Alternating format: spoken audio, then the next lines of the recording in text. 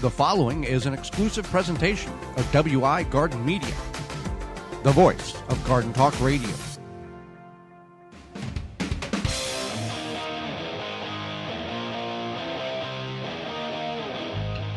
Coming up on the program today, do you have seedling problems from indoors to outdoors? We'll cover that, as well as uncommon vegetables that you can grow in your backyard. Our guest will be author Jen McGuinness, plus answering your garden questions, and that all starts right now.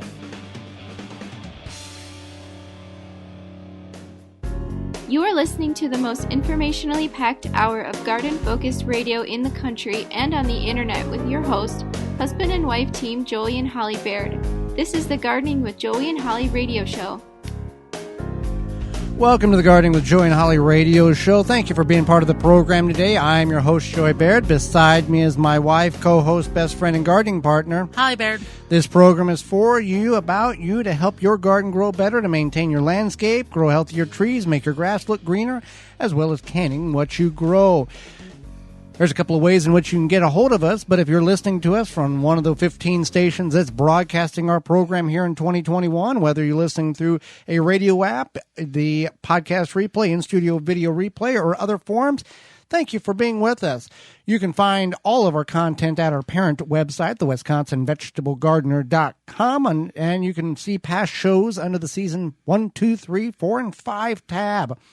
You can get a hold of us by giving us an email, sending us an email at gardentalkradio@gmail.com. That email address is gardentalkradio@gmail.com. Or if you'd much rather talk with us, you can call us at 1-800-927-SHOW. That's 1-800-927-SHOW anytime. If we can't get you on the program, certainly leave a message and we will get back to you with the answer to your situation. Well, let's talk about situations people are having in their grow rooms and their gardens, Holly, and that is problems with their seedlings. Yeah, seedlings are a nice way to start seeds for yourself. Now, this is even if you're not starting the seeds indoors and you buy your plant starts, there's some seeds in which you have to start from seed outdoors, let's say like beans or potentially peas, radishes, carrots, those type of things. You're going to start from seed most of the time, and it's highly recommended to start those from seed. Right, and that's exactly it. You can start them from seed, and then when you have these, hopefully you don't have these problems, but if you do, we're here to help. So one thing is are your seeds good? Do you have old seeds? So we've discovered, we did recently kind of a test, and seeds lose about 10% germination rate every year. Right. And it's also determined on how you store the seeds in which you're trying to grow. If you keep them in a cool, dry place, crisper of a fridge, cool closet, not in the back seat of your car or in a sunny window, the longevity and the germination percentile will hold fairly decent. Now, obviously, it depends on the seed as well. Parsnips, carrots, leeks, typically 1 year, 2 years at the best, maybe 3 if everything's perfect, and that's about the end of that scenario. Tomato seeds, on the other hand, can be viable to a decent percentile if kept stored correctly, 5 to 9 years, 5 to 10 years. Beans, 3 to 5 years, that type of thing. So it all determines the type of seed and how long and how you're storing it. Now, you can figure out if it's good or bad or the percentile. Holly, how does one do a germination test? Sure. So you would just take your whatever seed you have, and you would take approximately 10 seeds, and you would just plant them in a cup or sour cream container, whatever you got. Doesn't have to be fancy No, it doesn't have to be fancy. You plant them, and then you see what happens when they sprout. If all 10 out of 10 sprouts, that's good. If 11 out of 10 sprouts, you probably miscounted. Yeah. And then so on and so forth. So if none sprout, obviously you probably need new seeds. Just dump those seeds in the bird feeder and move on with your life and get new seeds. Now, let's be honest here. From Seed Savers Exchange, wherever you get your seeds from, very unlikely, it's not guaranteed that 100% of those seeds are going to germinate. There's times where even the seed pack will say germination rate 74% or 82% because of the type of seed. So just because you went and bought seeds from Seed Savers Exchange or your favorite seed store, that doesn't mean that you put 100 in, 100's going to grow. So keep that in mind. Also now, Let's talk about problems in the grow room. We had this question a couple of weeks ago about the seedlings, and this is we see this more problematic with brassica seedlings. They grow about 2, maybe 3 inches tall, and they fall over, and that's called dampening off. That is a problem. That it's a fungal problem, and it can be caused by overwatering the seedlings. What happens is it basically rots at soil level, and the plant falls over. Right. It's irreversible. So you want to moderate how much water you're giving them and don't let them sit in water. That's a big thing. I think sometimes people, especially if you're new, you might overwater your seedlings. Because More water is good. Right. More water is good. You're excited. You're like, I'm going to make these the best plants. And you think that more water is better. So one thing you can do to help dampening off is to make sure you are watering consistently and not overwatering. And then also using cinnamon. Cinnamon has antifungal properties in it, which will help fight off that dampening off issue, as well the fungal gnat situation that you may have in your grow room. Also, Rescue has a product, the gnat product, or what is it? The fungal gnats. Yeah, it has a little gnat. A little trap that you can put in around your grow room, and that has worked well for us. When we say use cinnamon, what you're going to do is just take a sprinkle of cinnamon. You don't have to use fancy cinnamon. You can use the cheap stuff. You sprinkle around the base of each plant, just over the little grow area, whatever you want to call it. And then you will help prevent the fungus gnats and also the dampening off. Yeah, and that works very, very well in the fixing two problems, the fungal gnats and then the dampening off issue. Now, also, temperature is a key in which seeds need a certain parameter for them to germinate. Obviously, seeds are not going to germinate when it's super cold because by nature, if the radish pods fall off the plant or tomato falls off the plant, in nature, it's going to sit there and go into a dormancy until the temperatures warm up again the next following spring, and then it will germinate when the time is correct. So even in the grow room, and even in your grow area, if the temperatures are too cold, like you're in an unclimatized basement, garage, shed, foyer, whatever you want to call it. Even a drafty room. If it's too cold, for example, pepper seeds need about 85 degrees soil temperature for them to germinate. It can be problems to get those to germinate if you're not using heat mat, if it's not adequately warm enough for them. You may get a few stragglers to come up if it's 70 or 75, but boy, when you hit that 85 degree mark, those peppers really germinate very, very well with that. Another problem that you will only go ahead. I was just going to talk about legginess. Yes, yeah. Another problem you're only going to see inside is a term called legginess. Sure. So legginess is when your plant is very tall and not very bushy. So what happens is the plant decides that it's going to grow towards a light source, and it grows this slim, long seedling, and that's what legginess is. And there's no way to bounce back from legginess. So unless you start more seeds, right? That's the only way. Pepper or tomatoes, you can plant them a little deeper because that's the only one that would benefit, not necessarily purposely from it, but as a result of. Right. But otherwise, anything else is not going to have any success. So what you want to do is you want to think about your light source and have it be as close to the plant as possible. Or if you use something like the Happy Leaf LED, you don't have to worry about that because of the broad spectrum LED.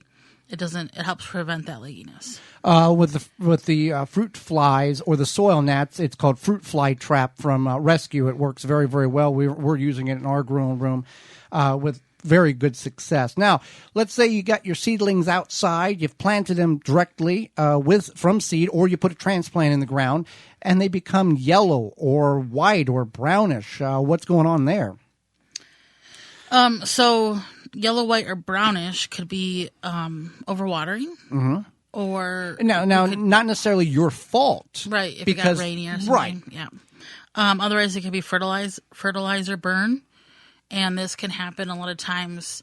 Another maybe newbie mistake is if fertilizer is good, more is better. And this happens more on the spectrum of synthetic fertilizers rather than organic fertilizers, because in most aspects, if you over-fertilize with a organic fertilizer, there can be some potential burn, but most times the plant's only going to pick up the nutrients in which it needs. With a synthetic fertilizer and a liquid form, it's going to suck up everything it possibly can because that's just the nature of it. So fertilizer burn is something. Now, overwatering, there's not much we can do if it's naturally caused overwatering. You just have to kind of let the system run through, and then you could supplement with a organic, like a compost tea, in order to remineralize and nutrify the soil, in order to try to get some of that uptake back into the soil. Because even in the ground, in raised beds, good nutrient-rich soil, if it rains too much, there's going to be a leaching effect that occurs that can show these symptoms. Right, definitely. You're going to have those nutrients wash away, essentially. A tip on fertilizing is definitely follow the directions on the package.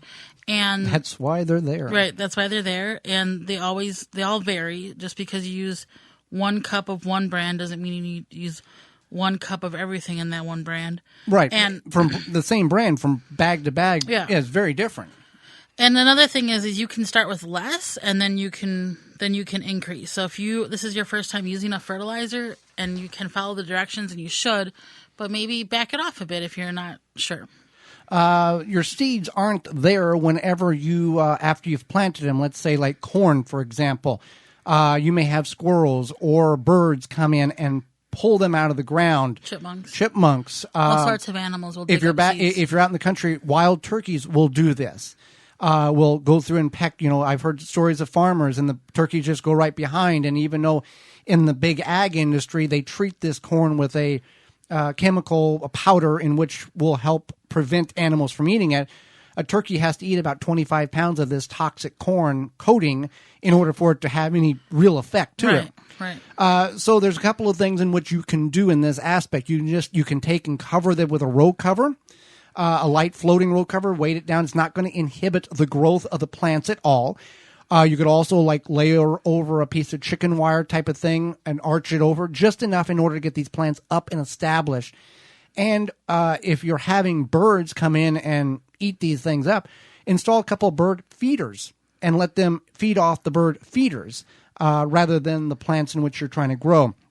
So some things in which hopefully you're not going to have issues with, but if you do or might, you will know now what to do with such issues with your seedlings, whether indoors and out. Speaking of doing things indoors and out, whether you're a hunter, whether you're a farmer, whether you are anywhere in between, and you either process your own animals or you're looking for good seasonings and tools in which to prepare meat that has been processed for you, Walton's has all of that but the meat, and they can supply all your needs. And they got some really good seasonings too.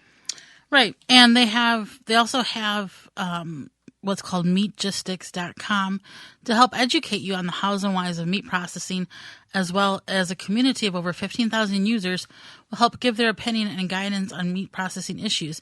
So if you want to get into meat processing, you don't know where to start, you can go to meatgistics.com. Also, we know that you care about where your food comes from, and you can and preserve your fruits and vegetables. But with the meat, you can go to waltons.com and you get all the equipment, seasoning, and supplies to make sausage, jerky, any other meat product your way, even burgers, all sorts of, for the vegetables, there's all sorts of spice combinations. So definitely check that out. That's waltons.com or waltonsinc.com. And then for that meat processing help is meatgistics.com. When we come back, it's going to be uncommon vegetables that, yes, you can grow in your backyard. You're listening to the Gardening with Joey Holly radio show. Got a question for Joey and Holly? Send it via email anytime to gardentalkradio@gmail.com.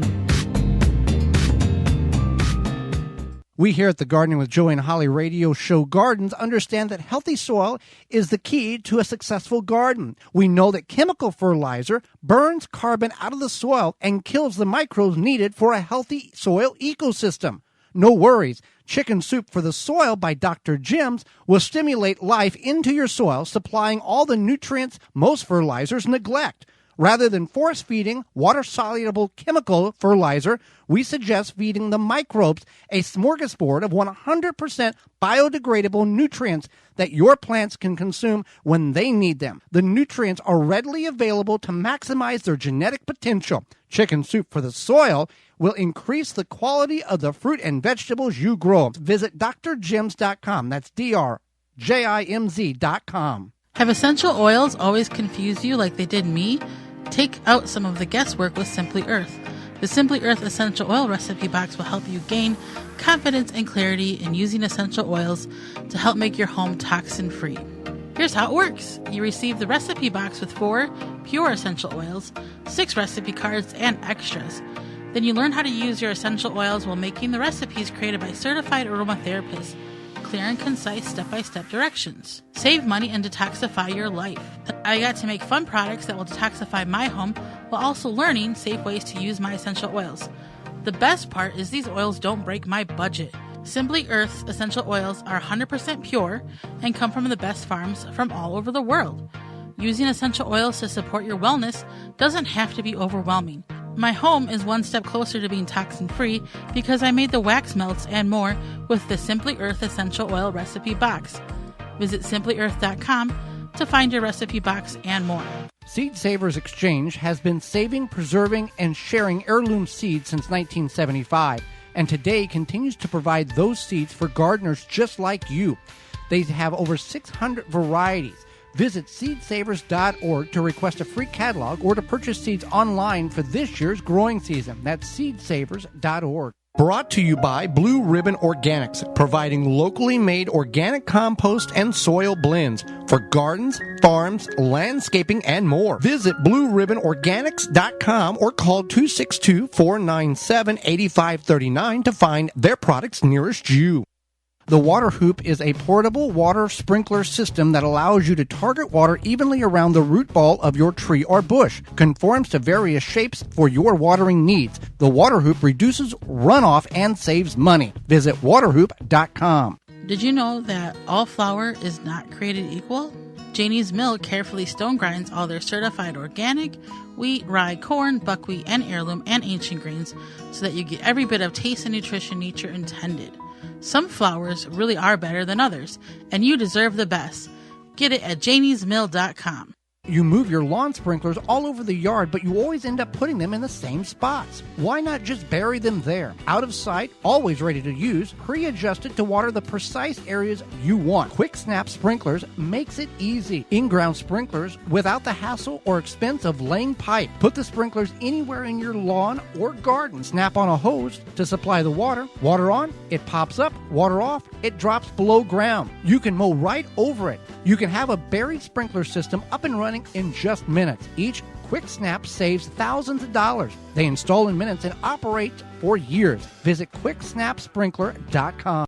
The Gardening with Joey and Holly radio show is brought to you by the following: Simply Earth, Seed Savers Exchange, Quick Snap Sprinklers, Water Hoop, Timber Pro Coatings, Bloomin' Easy Plants, Pomona Universal Pectin, Ivy Organics, Tiger Torch, Happy Leaf LED, Seedling. Find all sponsors at the WisconsinVegetableGardener.com and thank them for their support. Welcome back to the Gardening with Joey and Holly radio show. Thank you for being with us today. Hope your day is going well. Well, your plants can be happier with you if you water them correctly, and a device in which you can use is the Tree Diaper. Yeah, Tree Diaper is a revolutionary watering system that slowly releases water around the base of any tree or plant as the soil dries. The Tree Diaper is filled with water from rain when you water, and slowly releases water over 3 weeks. Every time it rains, the Tree Diaper recharges. No pipes, hoses, or electricity needed. Water your plants and trees whether they're by the house, down the road, or in the back 40. Also works under mulch. Whether you're a first-time gardener or advanced, Tree Diaper will improve the way you water your plants. Made in the USA, check out all the sizes they have available. TreeDiaper.com. That's TreeDiaper.com. Everybody knows, when you say what's in a garden, tomatoes, peppers, potatoes, beans. However, there are many, many different and uncommon vegetables in which one can grow in their garden, whether in containers in the backyard or the front yard. We're going to go over a handful of them that we have grown and grown successfully, and many of them in which we still grow year after year. I have to argue one of these, by the way. Okay, I think the one is going to be celery. No. Oh, no. No. Oh, okay. We'll get there. Okay. So let's start with a very uncommon one, which we have kind of brought to light and several other YouTubers have brought to light, is called yacons. I'd say probably about 10 years ago it was very uncommon. Yeah, Now it's becoming more common. YACON is the singular term, and this is a root crop from South America. We got our starts from a nursery up in the Central Oregon area about in 2014. They no longer sell those yacon starts, and we've saved the rhizomes year after year. Now, it's taken many years in order to learn about this plant in the way in which we have. We have many videos on our YouTube channel and then also our website, the WisconsinVegetableGardener.com. Just search yacon and you'll see all of those. And it's a root crop that... To me, it's like a less starchy potato. Mm-hmm. Some people say watery? it has, watery. Some people say it has a sweet flavor. To me, it just tastes like a less starchy potato. It depends on who's tasting it. It's a watermelon apple cross taste. To me, it's a very watery potato. It's a little sweet. It looks like sweet potatoes when you dig them up in the fall. It's kind of fun. You plant them at the time. You treat them just like you would tomatoes. They're frost tender in the spring. And however, you can let them grow all the way till the first frost, which will kill the above ground growth. And then you harvest the tubers. You dig them up and then you harvest the tubers and you save the rhizomes in sand. And we keep them in our stairwell, the attic, where it keeps it very chilled but never frozen. And that's how we are able to carry on year after year. You start your rhizomes about 90 days before you intend to put them in the ground, and we just start them in party cups, and then we can transfer them over in the ground very easily. They get 4 to 6 feet tall. Here in southeast Wisconsin, where we're located, they will grow and produce about 3 to 5 pounds per plant. Now in South America, where it's much more a long growth season, they can be 15 to 30 pounds per plant. And if they are grown for 6 months, they will produce a flower. However, we've never gotten about 5.5 months. In 2016, we had a tremendously long season, but we never did.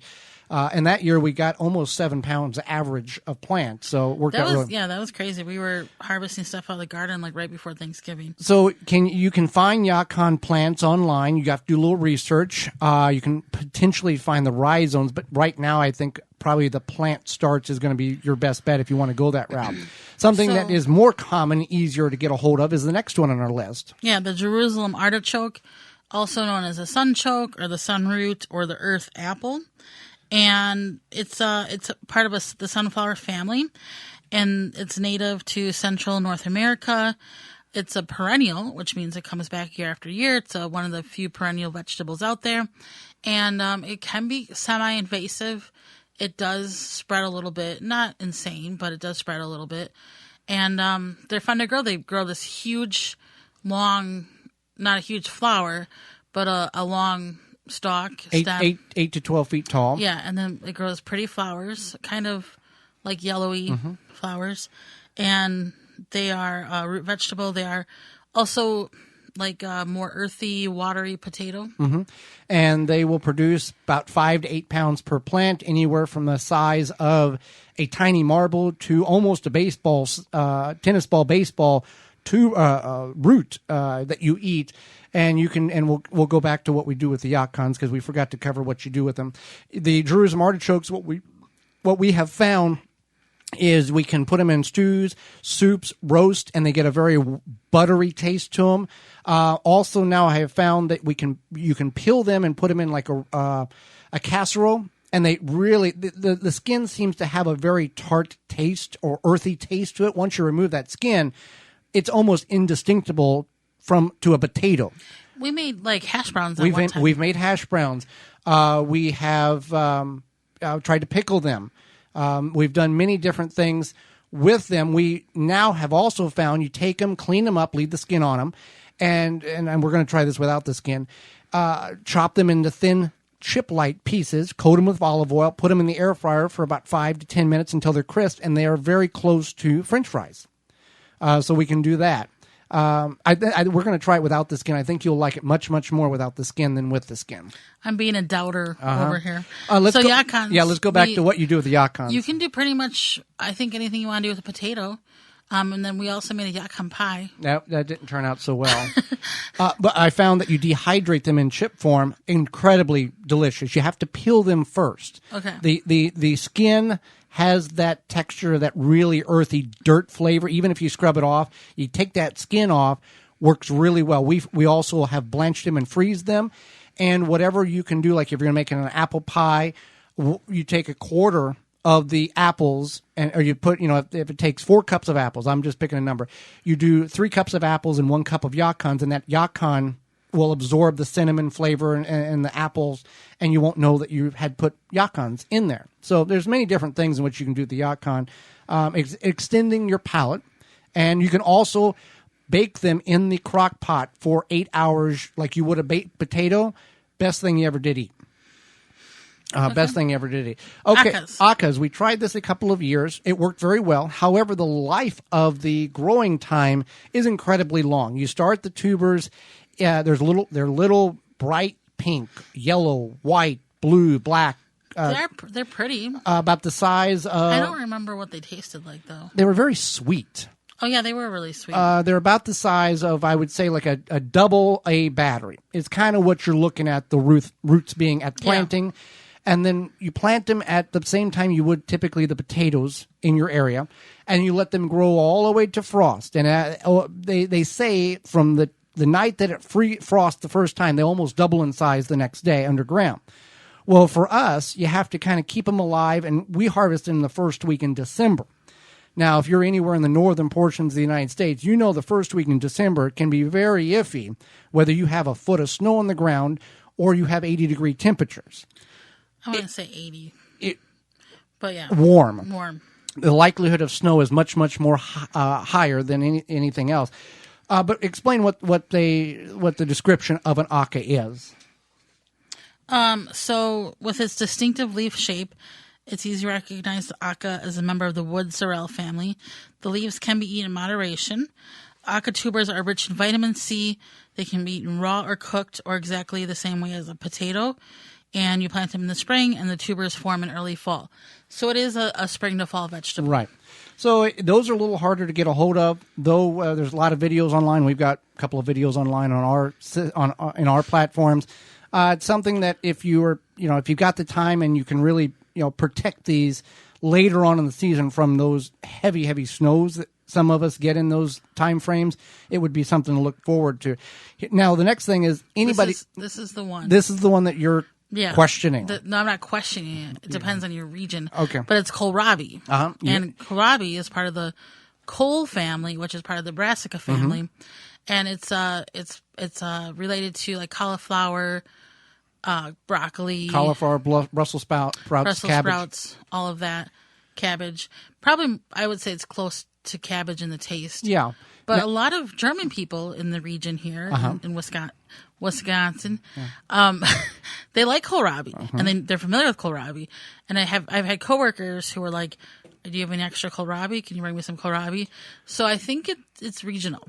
It's a very alien-like looking thing. It's got a small stem with a baseball size harvestable item on top of it, with a lot of leaves coming off of that baseball-looking top. It comes in a couple of different colors. It comes in a green, green, where they call white, and then a burgundy color. Burgundy takes 50 days. I think the white or the green takes like 60 days, and it's a solid. It's solid flesh inside of it. Right. I think it tastes. I would say it tastes like a turnip / cabbage. Mm-hmm. You can pickle these. You can fry these up. Now, the interesting aspect of a kohlrabi is the leaves of the kohlrabi, which are edible, are 3 times more nutrient dense than the actual kohlrabi itself. So keep that in mind. So kohlrabi, if you've not grown it, you can start it from seed. You can get it from, many nurseries have the starts, and they can get baseball, even softball size. Now, With that, the larger it gets, the more woodier it becomes. So if you can get it around the tennis ball, I know you would, think, oh, the larger it grows, the more material I have to work with. However, it's not always the case. It can get woody and tough. So you want to kind of moderate the size before you harvest it. Tennis ball size, probably ideal on that. Next one is ground cherries. This is kind of a new one to a lot of people. Yeah, ground cherries, I like them. You don't like them as much. But they are related to they're kind of a close relative to the tomatillo, and it's considered a husk tomato, but it doesn't have that very distinct tomato flavor. To me, it's more of like a sweeter dessert type flavor, and then they have the husk on the outside. I think they're delicious. Kind of a taste of a pineapple to a certain distinct. And the way you harvest is they're ground cherries. They have a husk, and when they are harvested or when they're ready to harvest, they fall to the ground. So you got to be there to pick them up. Otherwise, the squirrels and the birds are going to get them before you do. So if you're new to a lot of these, like kohlrabi, you can get at the organic garden store, organic grocery store, ground cherries, farmers markets. Next one, which is celery, you can grow in your own backyard. It can be done very well. You can get the starts from your garden center. It's not going to be like you would buy at the grocery store. These are more of a loose bundle, not a tight wound bundle of celery that you can grow. But I just want to forewarn people. Yeah.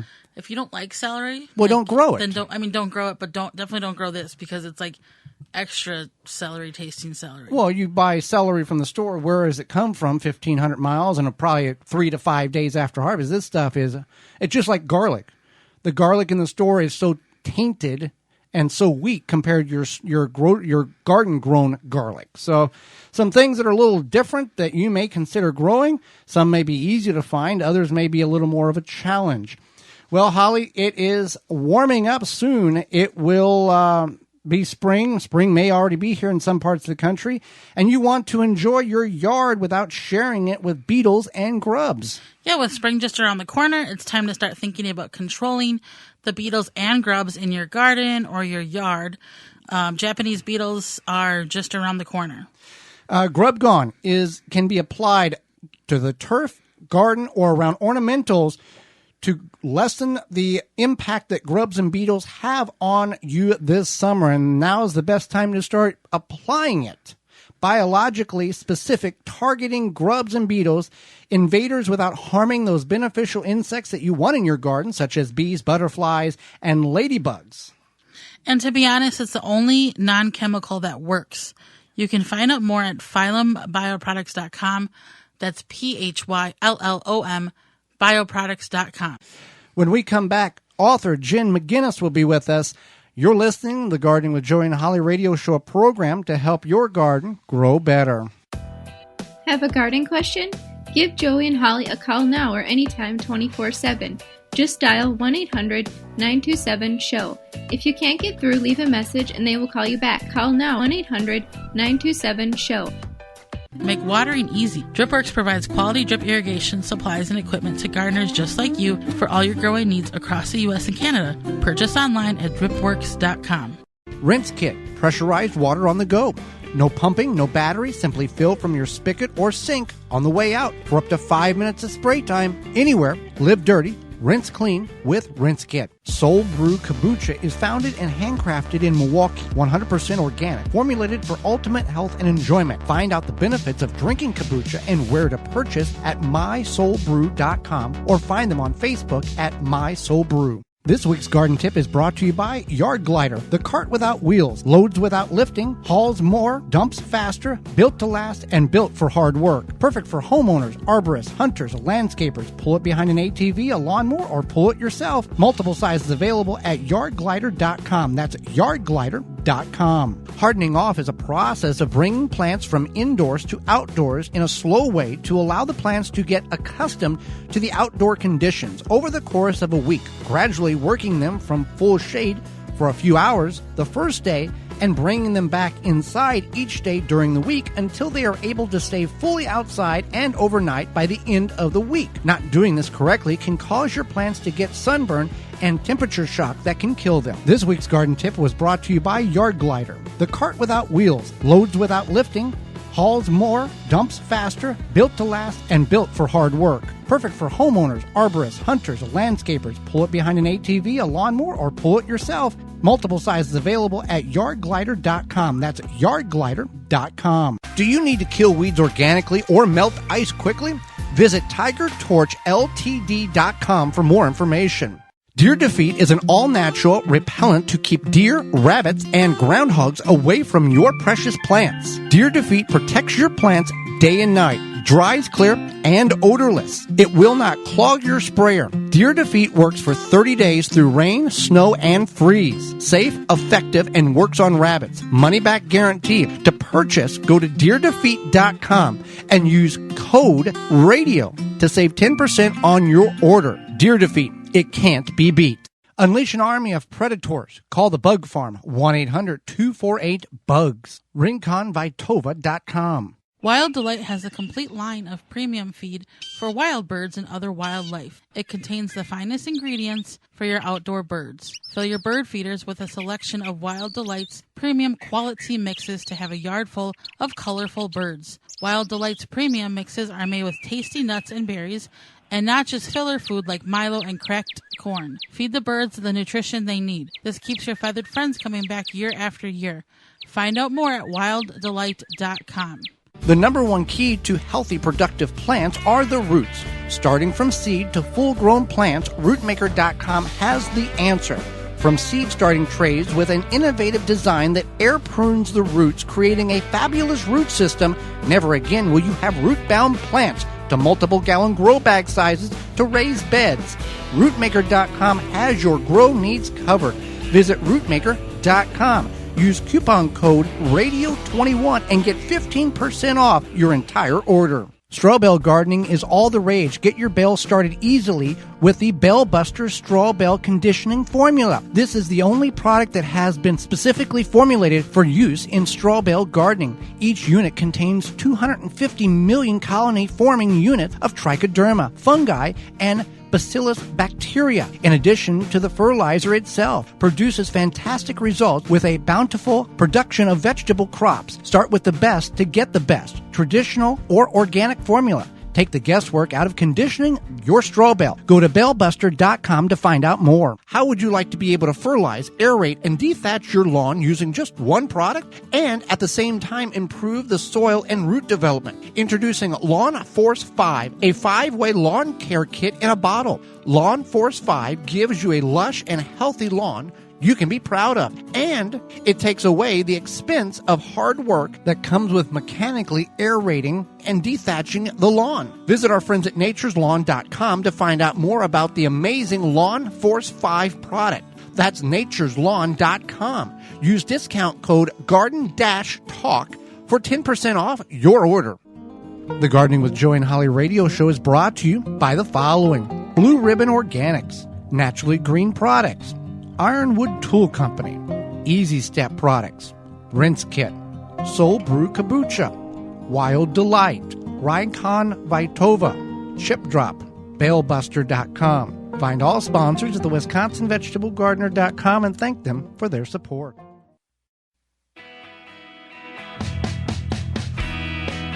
Welcome back to the Gardening with Joey and Holly radio show. Author Jen McGuinness will be moments away, but first, do you have ants? Not in your garden. We're talking in your house, in your basement, in your bathroom like we do.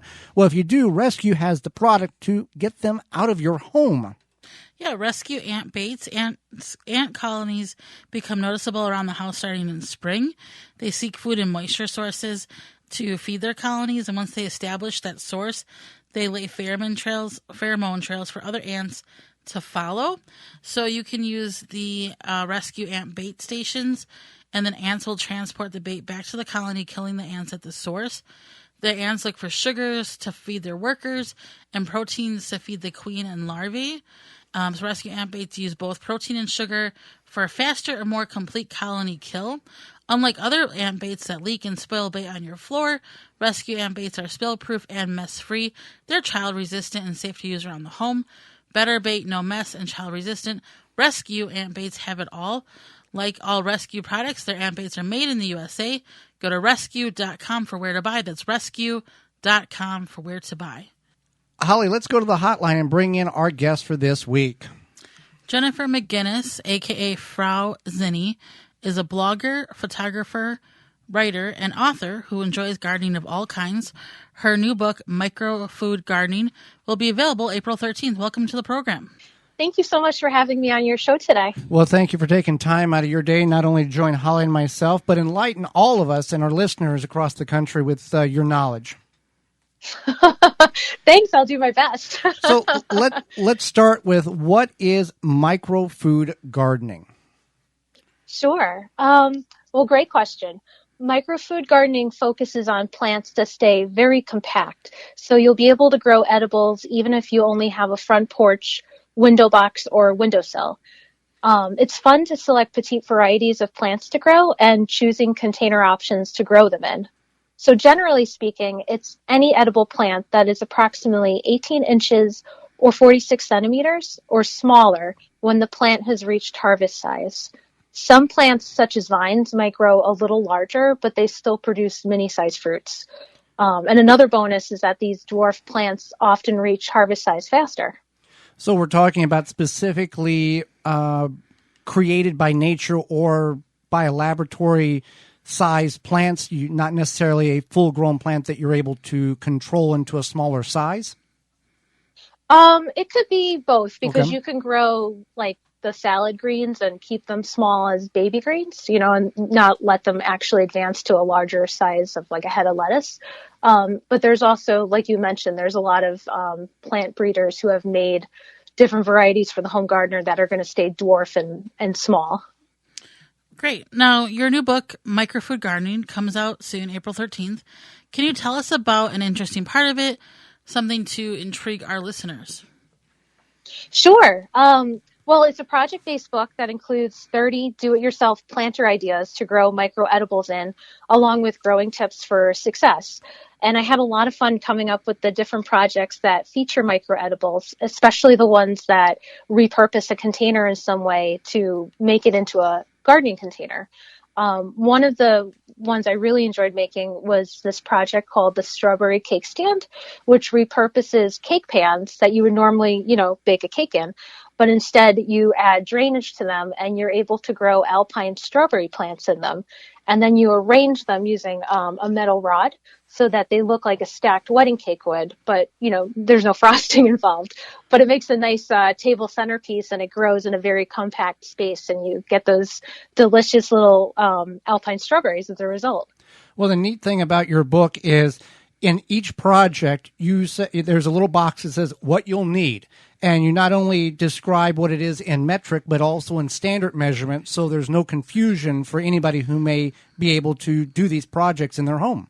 Yeah, I try to make it as approachable for everyone. And, a few years ago, I didn't feel comfortable even using a drill, like a power drill, around the house.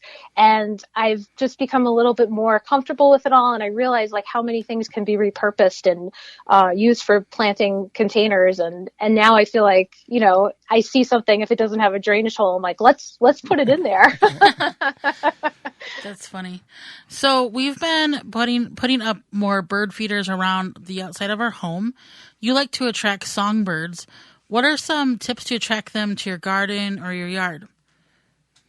So I really like to feed the birds in the winter. I really enjoy watching them, but to keep them in the garden all year long, I try to plant some native plants that are also going to provide them food on the other part of the season.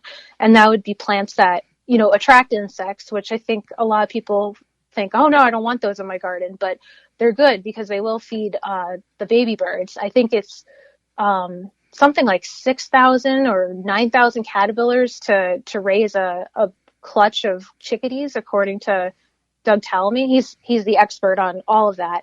But if you don't use pesticides and you plant these plants that will attract the insects, produce seeds and berries in the fall, you'll encourage a habitat where they will be more likely to nest in your garden and stick around.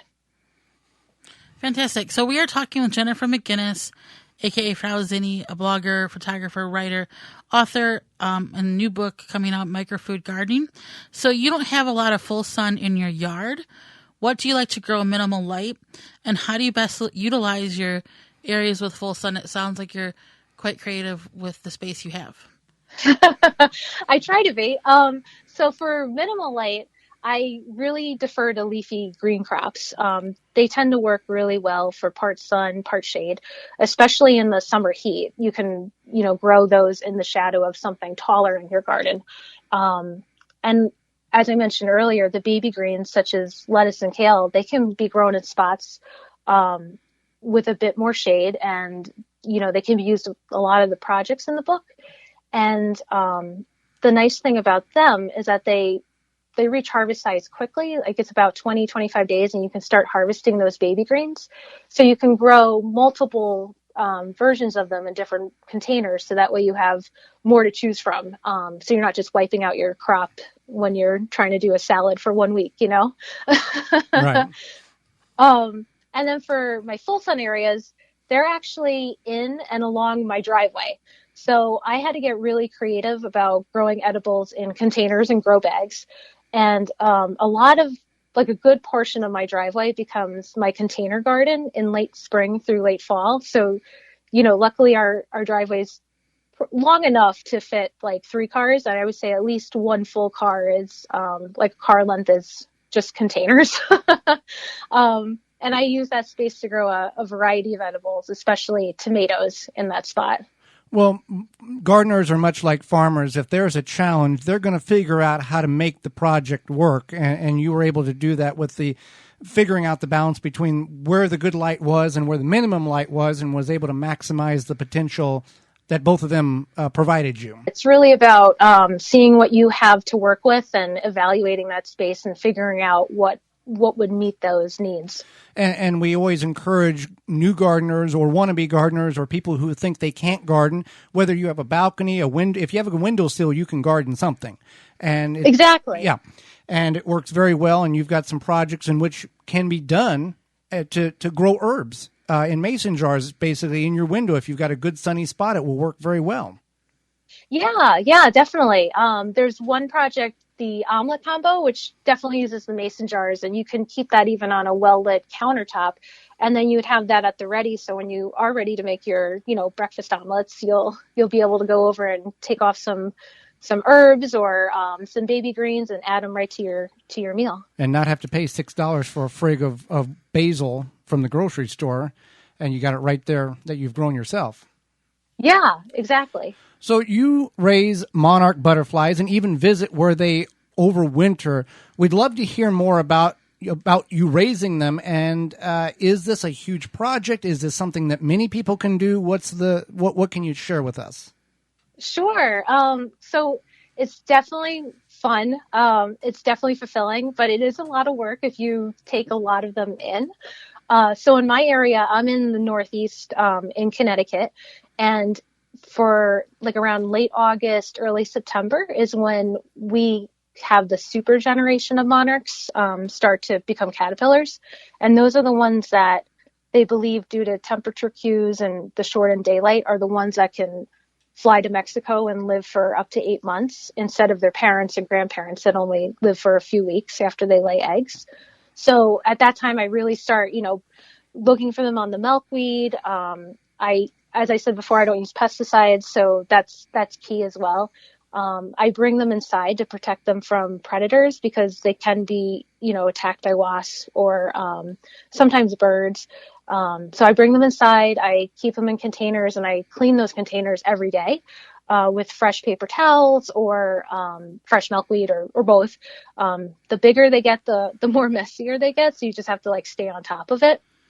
And then you don't want them to be overcrowded either. So you want to make sure you either have a really big butterfly netted hamper container or different little containers.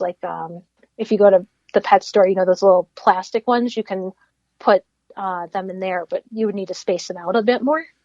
So then, you know, I keep them in there, I keep them clean, and then they eventually turn into chrysalises, and then it's, you know, waiting for them to emerge. And that's the best part, is when you bring them outside and you see them fly away.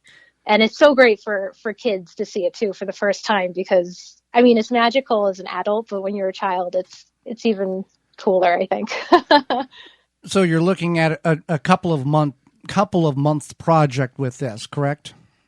Yeah, I really start to gear up in August, and then I would say they've pretty much all finished out by the end of September. Okay.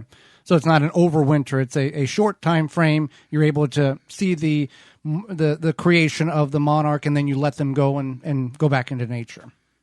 Right. And I actually do have other chrysalises that I'm overwintering in my garage right now. They're for the black swallowtail caterpillars. So they're out there right now, so they don't come out too early. They're, you know, with the colder temps, but they'll start to emerge probably like late April, early May, and then I'll release them as well. That's amazing. Well, we've enjoyed our time with you. How can our listeners find out more about you? Well, you can always find me over at my garden blog, which is frauzinnie.com. And I'm on Instagram and Facebook as Frau Zinnie as well. And I'm on Twitter as Jen M Gardens. That one came first, so, you know. Right. Why ruin a good thing, right? Well, Jen, we greatly appreciate you taking time for Holly, myself, and all of our listeners in order to enlighten us about micro gardening and what you can do with a little space and some creativity in your book. Thank you so much for having me on your show today. Absolutely. And when we come back, it's all going to be about your garden questions, our garden answers. You're listening to the Gardening with Joey and Holly radio show. Got a question for Joey and Holly? Send it via email anytime to gardentalkradio@gmail.com.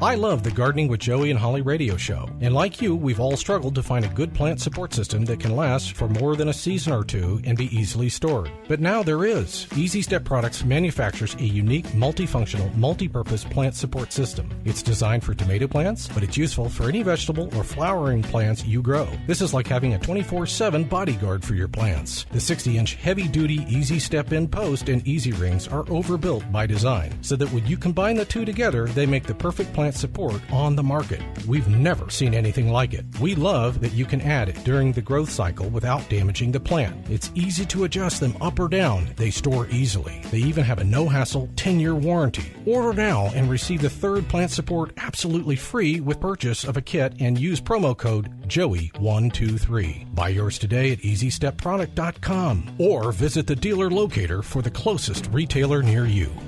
Chip Drop is a website you can sign up for free wood chip mulch delivery right to your door for free. Chip Drop connects homeowners and gardeners with tree services who are trying to get rid of their wood chips. You can also sign up to get free logs and firewood. Go to chipdrop.com to learn more and sign up for a free account.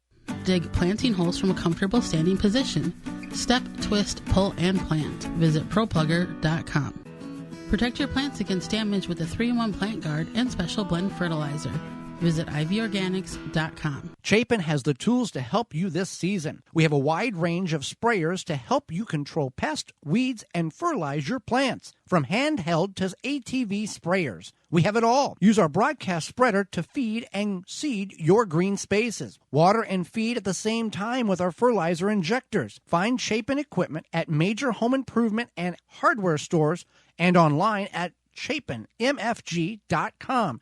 Chapin, cover more ground. If you could double the life of your raised bed boxes by sealing the wood with a clear non-toxic wood preservative, would you? Well, now you can with a clear, penetrating product called Internal Wood Stabilizer. It's 100% non-toxic and easy to apply. Seal your untreated wood surfaces, even chicken coops, by spraying on Internal Wood Stabilizer. It's invisible, seals the wood from the inside out, and never wears off. Recommended by organic gardening experts. Internal Wood Stabilizer. Check it out at timberprocoatingsusa.com. We know that you appreciate the value of a beautifully landscaped yard, but tackling such a project yourself can seem way too complicated, right? Bloomin' Easy plants are the answer. Their plants are low maintenance and offer exceptional beauty and color for your yard. Plus, they offer free seasonal care reminders with simple how-to videos tailored to the plants that you choose. With Bloomin' Easy on your side, creating the yard that you've always wanted becomes as easy as plant, water, and relax. Check them out at your local garden center or by visiting bloomineasyplants.com. Pomona's Universal Pectin is a high-quality pectin that gels reliably with low amounts of any sweetener. If you're trying to reduce the amount of sugar in your diet, you'll love Pomona's Universal Pectin. Now you can make healthy homemade jams and jellies sweetened to your taste. You can use sugar or honey to sweeten. Pomona's Universal Pectin keeps indefinitely when stored in an airtight container. Easy to use, versatile, and comes with directions and recipes in every box. Find out more and where to buy at PomonaPectin.com. Also available at natural food stores and online. With the right tools, plant maintenance is easy and more effective. Ironwood Tool Company has the right tools for your project. From pruners to loppers to saws and shears and cleanup tools, get the right tool for this season, making your job much easier. Find them all at ironwoodtools.com. The Gardening with Joey and Holly radio show is brought to you by the following: Pro Plugger, Dripworks, Waltons Incorporated, Tree Diaper, Janie's Mill, Phylum Bioproducts, Chapin Manufacturing Incorporated, Nature's Lawn and Garden Incorporated, Deer Defeat, Dr. Jim's, Rootmaker. Find all sponsors at the WisconsinVegetableGardener.com and thank them for their support.